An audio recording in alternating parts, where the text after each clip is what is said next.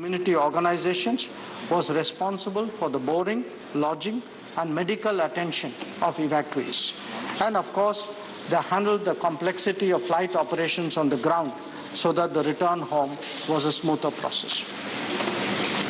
Under Operation Ganga, 90 flights have been operated, out of which 76 were civilian flights and 14 were Indian Air Force flights. The evacuation flights were from Romania, Poland, Hungary, and Slovakia.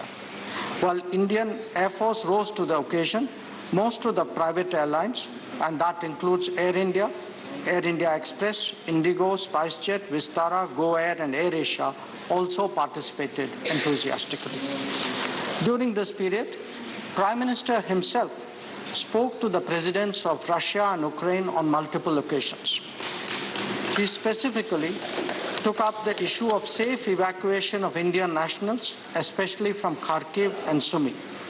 Prime Minister also spoke to the Prime Ministers of Romania, Slovak Republic, and Hungary, and the President of Poland to seek their support for facilitation of entry of Indian nationals to their countries. I most sincerely thank these partner nations for opening their doors and helping our citizens in our hour of need.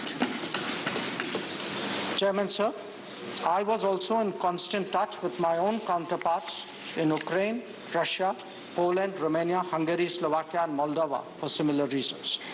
Foreign Secretary maintained contact with ambassadors of Ukraine and Russia in New Delhi, while our ambassador in Kiev and Moscow followed up with their respective capitals.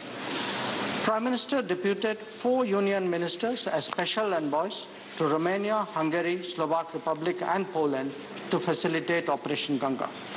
This included Shri Jyotiraditya Scindia to Romania, Shri Kiren Rijiju to Slovak Republic, Shri Hardeep Singh Puri to Hungary, and General Shri VK Singh to Poland. Their personal supervision of the evacuation process made a substantial difference in the ease of border crossing and the care taken of our citizens thereafter.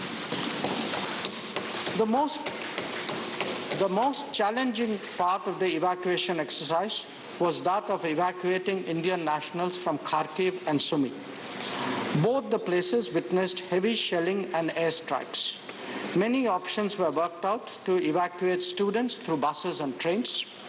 A team from our embassy in Moscow had also been sent to the Russia-Ukraine border to facilitate the possible evacuation of Indian students through Belgorod and Kursk. Many students from Kharkiv were moved to Pesochin in view of anticipated escalation of hostilities.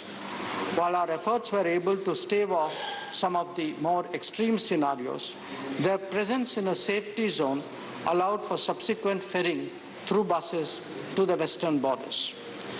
The Sumy evacuation, which was the last one on a significant scale, was also extremely complex as our students faced the prospect of being caught in crossfire. Their evacuation from the city needed a credible ceasefire, a daunting challenge in the current situation.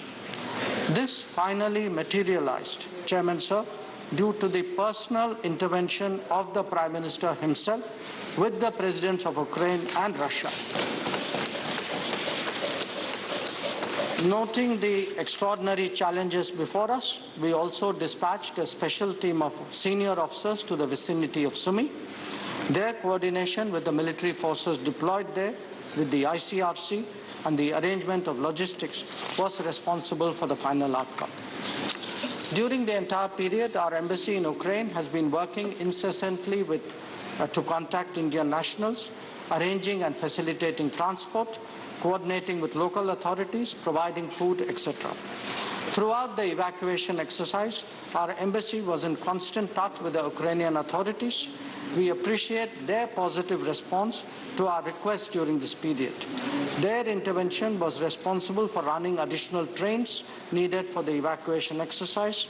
The embassy also provided travel documents within a very, very short time in cases where Indian nationals had lost their passports. They also partnered with neighboring embassies to resolve challenging situations on the border.